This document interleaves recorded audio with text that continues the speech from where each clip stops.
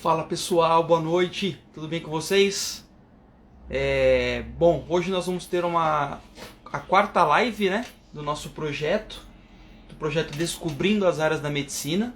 E hoje a gente vai ter aqui o Dr. Leonardo Adeu Ramos, né, o doutor cirurgião de joelho. Então só estou esperando ele entrar aqui para a gente já começar a nossa live. Pessoal, próxima live vai ser dia 26, tá? Tô olhando aqui, vai ser dia 26 de abril. Vai ser a doutora Melissa Escudeiro, ginecologista, tá bom? Então o pessoal já fica ligado aí. E eu vou postando para vocês durante a semana, para vocês ficarem ligados. Vamos ver o doutor Leonardo Adel Ramos aqui.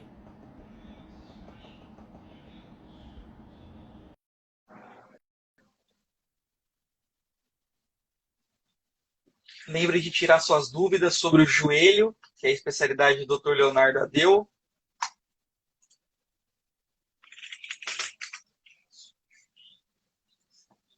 Carol, tudo bem? Boa noite. Joel entrou aí, beleza? Boa noite.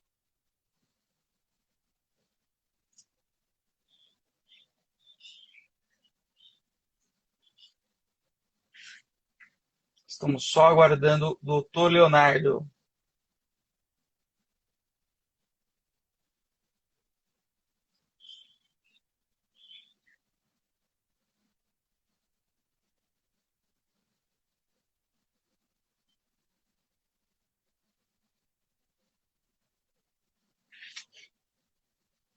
Então, lembrando, dia 26 de abril, doutora Melissa Escudeiro, ginecologista. Dia 4 de maio, teremos o doutor Marcelo Cavaleiro, cirurgião de joelho e quadril.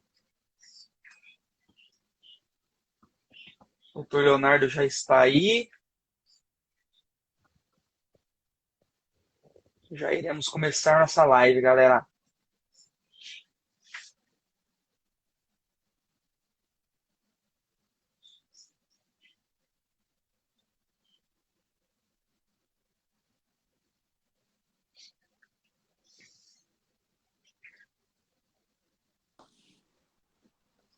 Grande doutor Leonardo. Fala, Bruninho. Tudo bem? Boa noite. Tudo bom? Tudo bem? Boa noite. Como é que tá? Tudo jóia. Tudo bem. Graças a Deus, tudo em paz aí.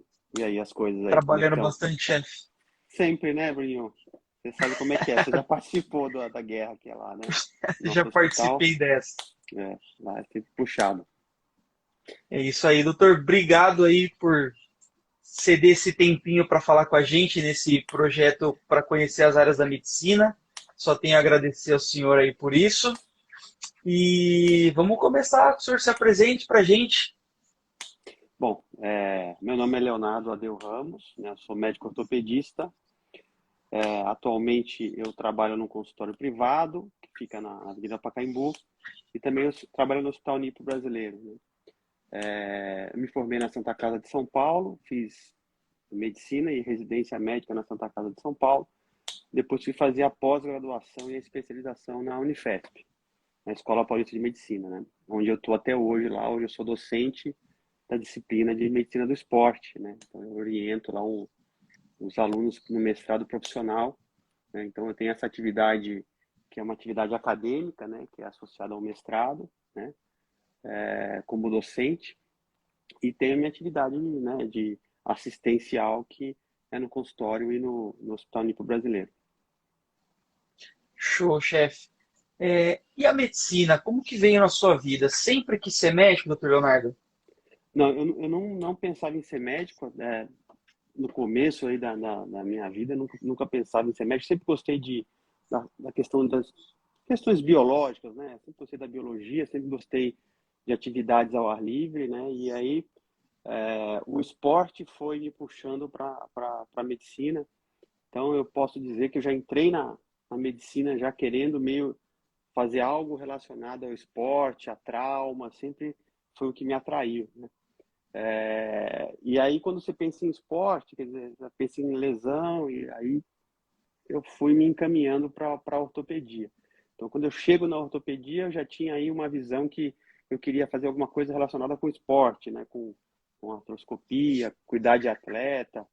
que a gente entende hoje, né, Bruninho, que é uma fantasia, quer dizer, atleta profissional que a gente está acostumado a ver, e o médico de clube, eles uma pequena porcentagem da população, né?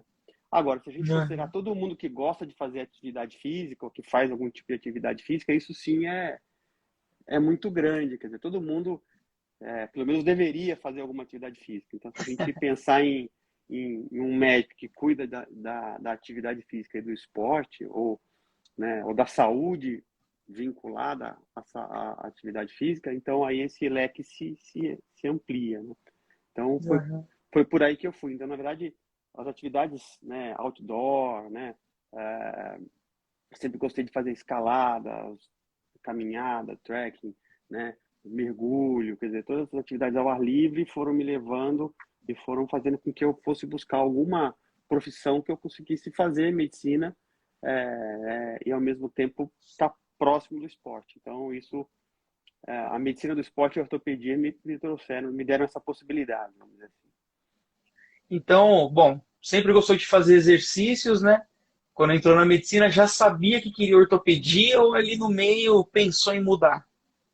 Eu tinha uma convicção que eu queria fazer alguma coisa com o esporte, aí dentro do esporte você pode fazer cardiologia do esporte, né? Naquela época, que você tinha? Você não tinha residência de medicina do esporte, né? Não existia Uhum. essa residência. A residência ela é muito recente, né? Então, o que a gente tinha na época era vai fazer cardio e aí vai cuidar de atleta, ou vai fazer fisiologia e ser fisiologista, né? Ou vai fazer ortopedia e vai lidar com um atleta das lesões do esporte, né? Se a gente pensar do ponto de vista histórico, assim, quando a gente pega os clubes, né? Os grandes médicos de clube, eles eram ortopedistas, né? Mas porque Uhum. era a pessoa que sempre alguém machucava, ele estava ali do lado do campo, frequentava o clube, né? Gostava de esporte, então a ortopedia sempre teve atrelada ao esporte. Hoje não, hoje a medicina do esporte ela é uma especialidade médica, né? Como ortopedia, como cardiologia, etc.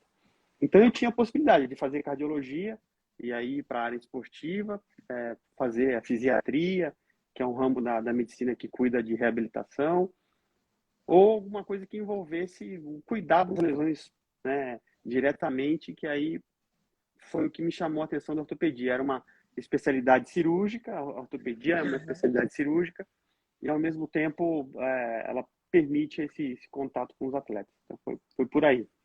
Mas eu já sabia mais ou menos o que eu queria, né? Eu lembro que na época do internato lá, no quinto ano, né, que a gente fica lá no quinto e sexto ano, que você passa pelo internato, basicamente você tem muita prática. Uhum. A gente já fazia aqueles pequenos grupos, né, que são as panelas ali que a gente faz, que vai passar no rodízio, né? Então no meu grupo ali tinha eu e um outro amigo que era o Rômulo, e a gente já sabia que a gente ia fazer ortopedia, então quando a gente passava em alguns estádios, a gente já esses caras aí são os ortopedistas, né? Botava a gente de lado já, né? Mas o- a minha faculdade, a Santa Casa de São Paulo, me deu a possibilidade de ter uma visão muito abrangente da medicina. Então, Legal. mesmo fazendo ortopedia, né, a formação prática que a Santa Casa dá para os alunos, ela é espetacular. Então, você sai com um grande uma grande formação assim médica, né, geral, muito legal. E quantos anos são de residência na ortopedia, doutor Leonardo? Bom, são 6 anos de faculdade, depois você faz 3 anos de residência em ortopedia e traumatologia, né? E aí existe aí um quarto ano, que esse quarto ano já com título de especialista, né? Você já tem o título de especialista, já prestou a prova para a obtenção do título, aí você pode optar por uma subespecialidade, que seria um quarto Uhum. ano, né? Mas com, com certeza esse quarto ano é um ano opcional, quer dizer, você pode simplesmente fazer os 3 anos, prestar a prova de título de especialista e sair como ortopedista, vamos dizer assim, geral, vai, se é que existe essa Ah, entendi. denominação, né? Você sai habilitado a fazer trauma, porque a ortopedia ela tem dois grandes ramos aqui, né? A gente tem o ramo da traumatologia, que são as fraturas, né? São as lesões agudas, aquelas que levam a pessoa ao pronto-socorro, que cai, né? Quebra, torce o pé, etc. E você tem a ortopedia, né, a ortopedia que vai cuidar aí das doenças osteometabólicas, das tendinites, das tendinopatias, das doenças que não estão relacionadas com trauma diretamente. Então, o ortopedista que, quando acaba o seu terceiro ano, ele já está apto a fazer cirurgia do trauma de maneira geral. Fraturas, Entendi. luxações, etc.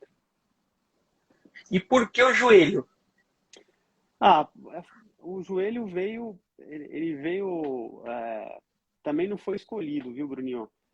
O joelho foi assim, eu estava lá na Unifesp, né? Eu tinha terminado lá o meu estágio em traumatologia do esporte, então, aquele quarto ano que eu falei, eu estava fazendo Uhum. traumatologia do esporte. E aí eu comecei a me envolver com os estudos científicos, lá eu tinha dois grandes mestres, né? Dr. Moisés Cohen, Dr. René Abdala, e aí, através desses professores, a gente começou a fazer trabalho científico, né? Estudar. E aí, através do René Abdala, ele me convidou para fazer um estudo anatômico em cadáveres sobre a anatomia do joelho, né? Então, ali eu comecei a me aprofundar na articulação do joelho, né? Das lesões ligamentares do joelho, né? E, em contrapartida, eu estava muito próximo do professor Moisés Cohen, que é um especialista de Sim. joelho, de renome. Então, por estar em contato, né? E ver como é o atendimento, e aí eu comecei a me tirar, pegar mais gosto pela essa articulação do joelho, né? E aí, com você fazendo doutorado, estudando profundamente a articulação, conhecendo a articulação do joelho, quer dizer, é nada natural que você se encaminhe para essa articulação. A especialização de traumatologia do esporte, ela dá uma visão ampla. Quando você faz a Aham. traumatologia do esporte, você vai ver as lesões do ombro do atleta, lesões do joelho, tornozelo, coluna, né? Lá na Unifesp, na Escola Paulista de Medicina, o Centro de Trauma do Esporte, que a gente chama de SET, ele é um dos principais centros de traumatologia do esporte do Brasil, assim, é um expoente, né? Formou gente muito boa em todo o Brasil. Então você acaba tendo uma visão geral das lesões ortopédicas do atleta, sai fazendo, por exemplo, artroscopia, diversas articulações, mas eventualmente você acaba tendo que escolher uma articulação, e aí eu escolhi o joelho, né? E a curva de aprendizado dessa parte de artroscopia, de prótese, ela é muito longa para o cirurgião? É uma curva de aprendizado longa, mas ela não é uma curva de aprendizado em que você já não consiga, nos primeiros anos, após a especialização, já consiga realizar pequenos procedimentos, né? Uhum. Então, por exemplo, ao final desse quarto ano, né, que é a especialização, você já consegue fazer uma reconstrução ligamentar, uma instabilidade de ombro, né? Algumas instabilidades do tornozelo, lesões ligamentares, né? Artroscopia simples para lesão de menisco, alguns procedimentos pequenos, você já está habilitado a fazer logo após o primeiro ano, né? Hoje em dia a gente tem uma facilidade, né? Quer dizer, se for pensar, até mesmo quando eu me formei, né? E faz muito pouco tempo que a gente tinha acesso a internet, mas não tinha tanto acesso assim. Eu ainda estudei muito da ortopedia no livro, né? Uhum. Então a gente tinha que comprar o livro, estudar. E se for pensar um período mais antigo ainda, os professores mais antigos, quando queriam conhecer uma técnica diferente, eles tinham que ir até os Estados Unidos ou ir até um grande centro para ver a técnica e aprender, né? Hoje você tem YouTube, você tem redes como o YouTube, que é a VUMED, que é especializada em cirurgias ortopédicas, né?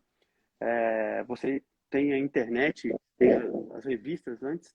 Eu lembro que a gente, para escrever artigo científico, e para minha prova de título de especialista, lá em 2000, eu tinha que ir lá na Bireme, uma biblioteca, solicitar o artigo e receber o artigo e ler o artigo no papel, né? Nossa.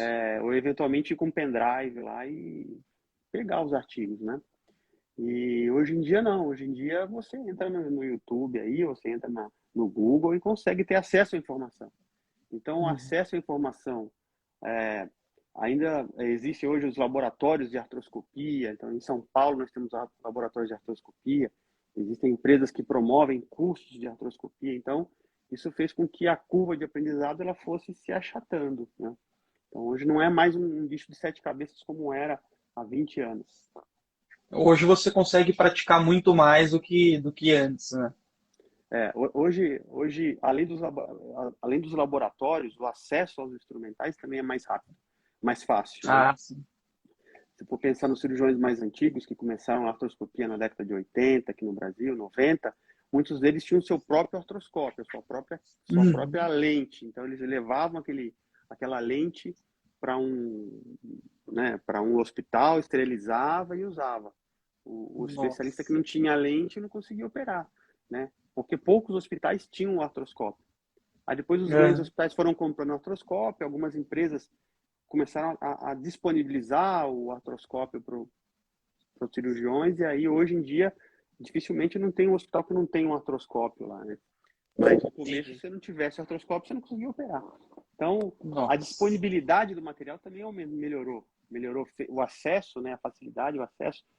Os centros, né, os grandes centros hoje, né, de formador de residente, eles têm artroscópio. Então, o residente põe a mão e já começa a fazer uma coisinha ou outra. Boa. E no joelho, doutor, qual que é a cirurgia que você mais gosta de fazer? Né? Foi interessante essa aí, porque isso tem tudo a ver com a história, né? Aham. Então, lembra lá, né? Eu queria fazer esporte, fui para ortopedia, da ortopedia fui para traumatologia do esporte, na traumatologia do esporte fui para o joelho. Como eu comecei a fazer estudo anatômico de ligamento cruzado posterior, né? E a lesão do ligamento cruzado posterior, ela é muito diferente da lesão do ligamento cruzado anterior. Né? A Uhum. lesão do cruzado anterior, ela é extremamente comum, né? No nosso meio, ainda mais no nosso meio, que tem muita gente que joga futebol. Mas a lesão do cruzado posterior, ela é mais rara. Eu vou te dar um exemplo prático para você entender isso e você vai saber muito bem do que eu estou falando. Lá no hospital que eu trabalho, nós somos em 3 cirurgiões de joelho, né? Doutor Jorge, doutor Bruno e eu. Se a gente for juntar cirurgias de joelho, todas as cirurgias de joelho realizadas no ano, gira em torno de umas 400 e poucas cirurgias de joelho, né? O NIPO brasileiro lá, o nosso grupo, foi um grupo, durante algum tempo, que mais fez cirurgia de cruzado posterior, né? Um dos que mais fez. A gente fazia 19 e 20. Então, 19 e 20 lesões de cruzado posterior, quando você conta isso para um especialista de joelho, fala, nossa, você opera muito, né? É um absurdo esse número, né? É. Para um serviço privado, né? Mais perto de 400, de 300 cirurgias é muito pouco, né? Uhum. Então, aí eu fiz o doutorado, né? Meu doutorado foi em lesão do ligamento cruzado posterior. E aí tem uma coisa muito interessante que é assim, só porque você fez doutorado no negócio, os colegas acham que você já é, né, que você sabe. E aí eles começaram a me convidar, ó, vai ter um cruzado posterior, você não queria entrar comigo? Então esse número que era 18 por ano, ele aumentava muito, porque muitos colegas começaram a me chamar para participar de cirurgia de cruzado posterior. Então, aí vários colegas. Então, você acaba se direcionando para isso, né? E fazendo muita cirurgia de cruzado posterior. O cruzado posterior, ele raramente vem sozinho, né? A lesão do Uhum. cruzado posterior, ela é uma lesão que ela está diretamente associada a traumas de alta energia. Então, geralmente são acidentes de moto, lesões graves esportivas, acidentes automobilísticos, né? Queda de altura. Então, ele sempre vem associado a outros ligamentos. E aí, então, é, essa é a minha predileção por lesões multiligamentares do joelho, que é onde eu gosto de operar. Então, são aqueles indivíduos que têm lesão de 3 ligamentos do joelho, 2, 3 ligamentos, mais cartilagem, mais menisco, né? Eu costumo dizer que quem opera esse tipo de lesão não é porque é bonzão, né? Ah, ele opera um monte de ligamento, ele é melhor que outro. Não, são coisas completamente diferentes. Quando o paciente tem uma lesão multiligamentar, ele se comporta de uma maneira diferente, a parte fisiológica é diferente, a energia do trauma ela é diferente. Então, a maneira de cuidar desse paciente é diferente. É só isso, né? Vamos dizer assim, é uma subespecialidade dentro da subespecialidade do joelho. Né? É. Quer dizer, você tem que ter alguns macetinhos para entender como tratar, quando operar um joelho, quando operar outro. E aí é óbvio, né? Quanto mais você vê, né? Quanto mais você opera, mais habilidade você vai tendo, que foi o que você falou da curva de aprendizado. Então, hoje, Sim.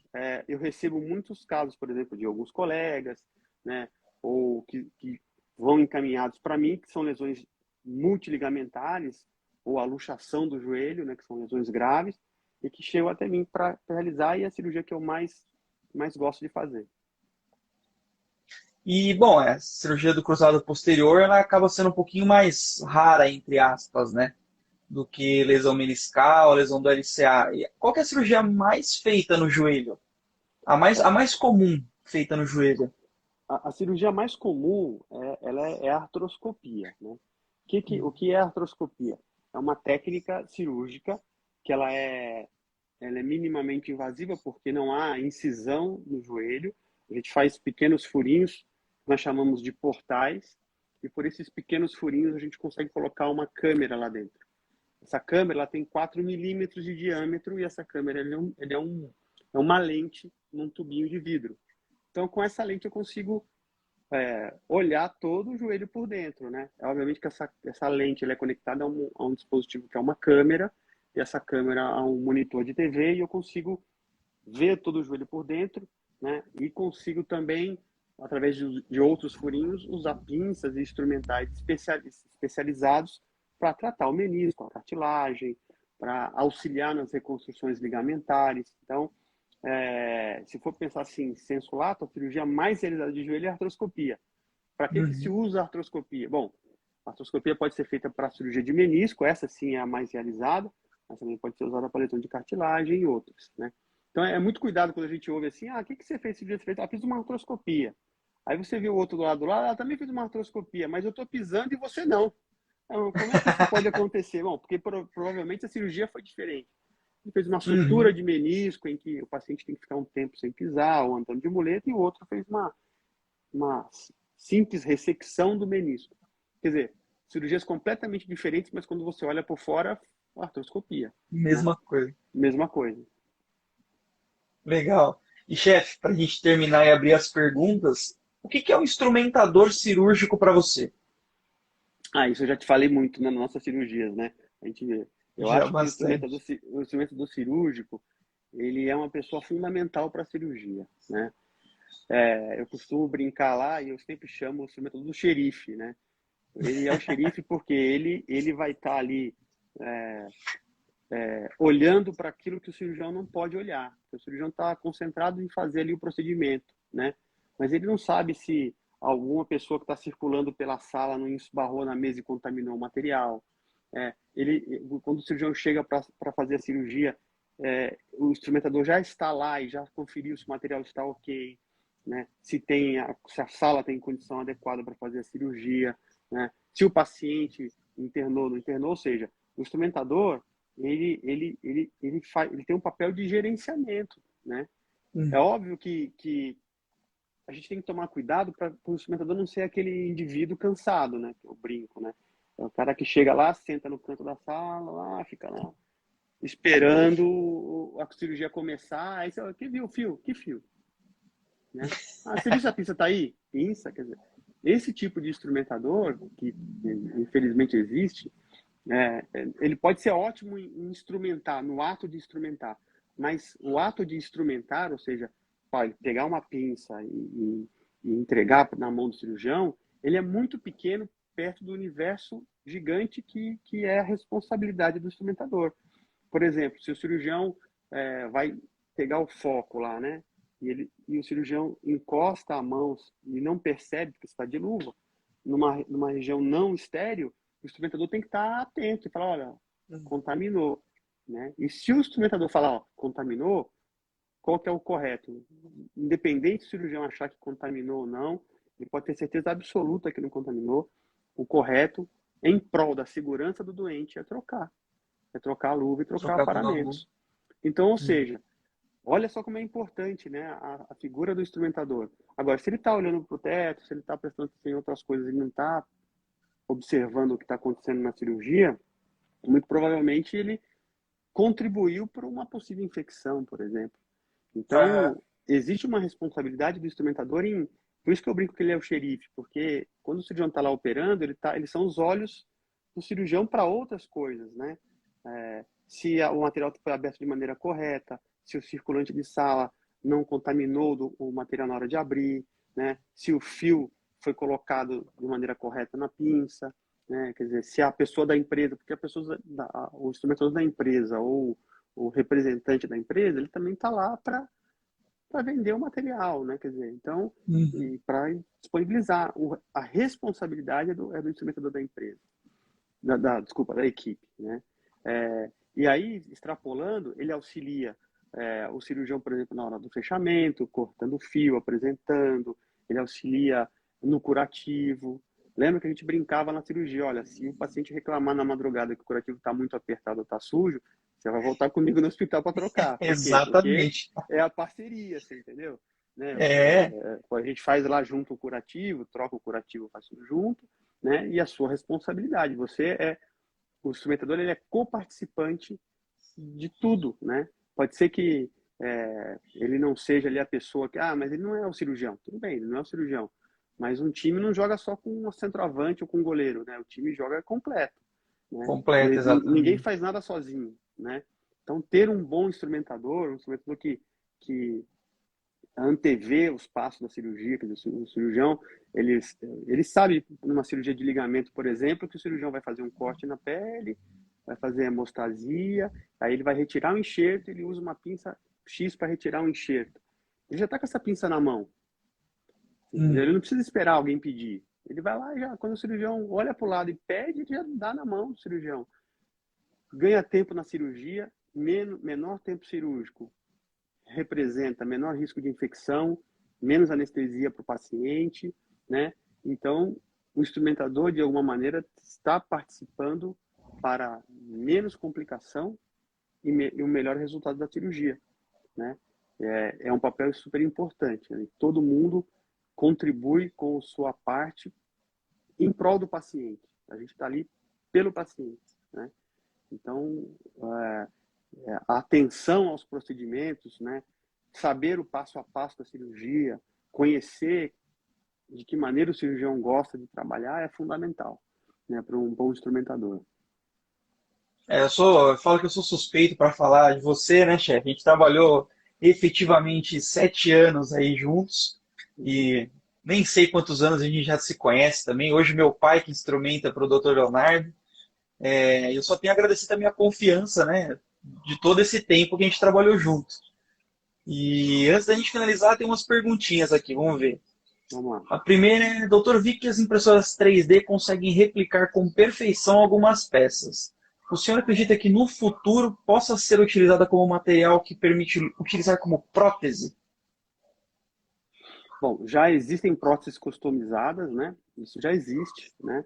As próteses customizadas, elas existem e os guias de corte para que se faça as próteses, elas são customizados também. Uhum. E o que alimenta isso é a tomografia. Você faz uma tomografia com reconstrução 3D, envia para uma impressora que vai produzir, né? Existem algumas... A utilização da impressão 3D também é utilizada hoje para planejamento.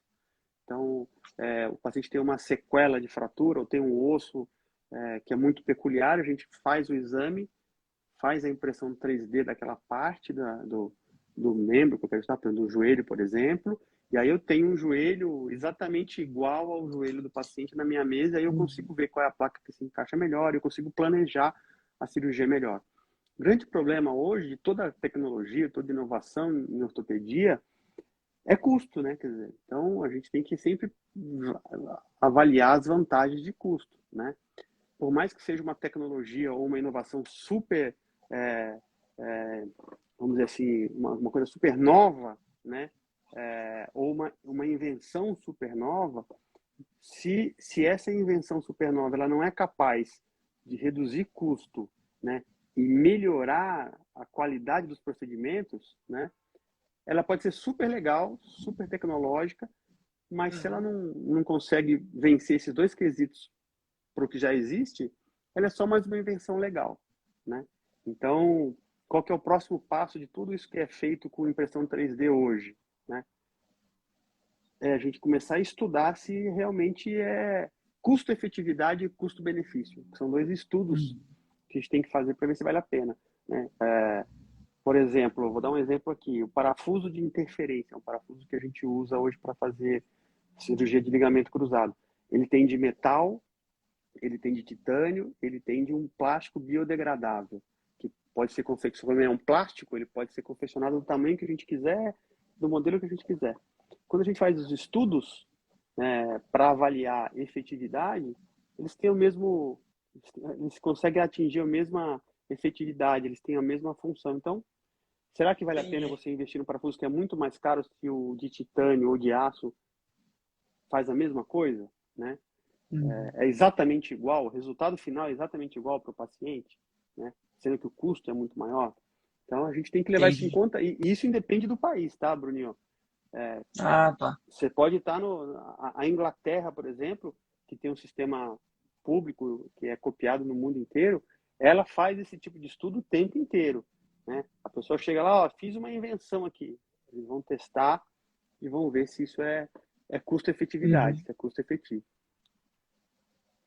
Tem mais uma aqui do Rogério. Doutor Leonardo, o senhor acredita que pisadas supinadas ou pronadas são agravantes para lesões de pé, tornozelo e joelho? Essa é uma pergunta muito interessante, porque quem lembra, aí, eu acho que todo mundo aqui lembra, né, da época que a gente ia na loja, e eu que sou um cara mais assim, mais, é, na minha, eu queria ir na loja, pegar meu tênis, comprar e ir embora logo, né? Mas você chegava na loja, tira o sapato, pô, não quero tirar o sapato, não, eu quero ver seu pé, sobe na esteira, anda, né? Tinha isso quando a gente ia comprar tênis, né? Então, a pessoa, Uhum. você tem uma pisada assim, aí ele te oferecia um tênis para pisada supinada, supinado. Isso foi muito comum tempo atrás, né? E durante muito tempo começou a se desenvolver tênis para pisadas específicas, né? Mas aí, eu agora não vou lembrar o nome do pesquisador, um pesquisador fez um estudo biomecânico com análise de movimento, né, em uma grande parcela das pessoas no mundo, de diversas etnias. O que esse pesquisador descobriu? Que o pé funciona do ponto de vista biomecânico, a melhor maneira que o pé funciona da maneira de biomecânico é descalço. Ou seja, independente do tipo da pisada, se a pessoa estava descalço, era a melhor biomecânica. O que aconteceu a partir desse achado? Começaram a surgir aqueles tênis minimalistas, lembra? Ou aquele solado tipo Vibram que o pessoal usava, parecia uma botinha, uma luvinha para o pé. E aí começou a ter um monte de lesão. Aí esse mesmo autor voltou, né, a revista lá e fez uma carta falando, olha, eu não falei para ninguém correr descalço, eu só falei que o pé funciona do ponto de vista biomecânico melhor descalço. Uhum. E a partir desse achado, a gente começou a observar que o pé, ele pode, por exemplo, parado ser supinado, andando pronar e fazendo um sprint ser neutro. Ou seja, Uhum. depende do pace, depende da passada, né? Depende de um monte de fatores pronar e supinar, né? E isso pode mudar em relação ao treino. Então, é, é óbvio, né, que as grandes variações anatômicas do pé é muito cavo, pronado, ou pé muito plano, né? Pé plano valgo, muito grave, com certeza você vai ter algumas umas lesões mais comuns, né? Por exemplo, o pé muito cavo, você tem fratura Uhum. por estresse, pé plano, né? Que é o pé pronado, você vai ter algumas tendinopatias. Mas, de maneira geral, pequenas alterações na pronação e na supinação não vão interferir no tornozelo nem no joelho. A não ser que o paciente tenha uma alteração muito grave. Aí sim você vai botar um tênis, corrigir, botar uma palmilha, etc. Uma Mas de palmilha. maneira geral, não. De maneira geral, o que eu oriento hoje no consultório vai comprar tênis, entra na loja, calça o tênis, anda um pouquinho lá, sente confortável, é esse tênis que você vai comprar. O melhor tênis para você é aquele que seu pé fica mais confortável. Essa é a regra, Uhum. de maneira geral. Excelente. Bom, não temos mais perguntas. Doutor Leonardo, só tenho a agradecer esse tempo aí que você disponibilizou para esse projeto, né? Sensacional. Muito obrigado mesmo. E, pô, preciso entrar em outras cirurgias com você aí, hein, chefe? Você precisa matar a saudade do hospital lá, pô. Preciso matar a saudade lá. A situação na internet. Mas é muito legal, Bruninho. Parabéns aí pela iniciativa. Acho que informação e conhecimento nunca é demais, né? E se a gente tem essas ferramentas, né, hoje em dia, eu acho que a gente tem que Uhum. aproveitar ao máximo e levar conhecimento para as pessoas para que elas conheçam melhor o seu corpo, né? conheça ou a Sim. profissão que quer fazer, quer dizer, né? Você pode escolher o que quiser. Então, parabéns pela iniciativa e conte comigo para outras se precisar. Obrigado, gente. Obrigado quem participou aí. Uma boa noite a todos. Doutor Leonardo, obrigado, viu? Excelente noite aí para você. Uma boa semana. Valeu, Bruninho. Um abraço aí, se Tchau, cuida. tchau. Um Tchau, abraço. tchau, gente.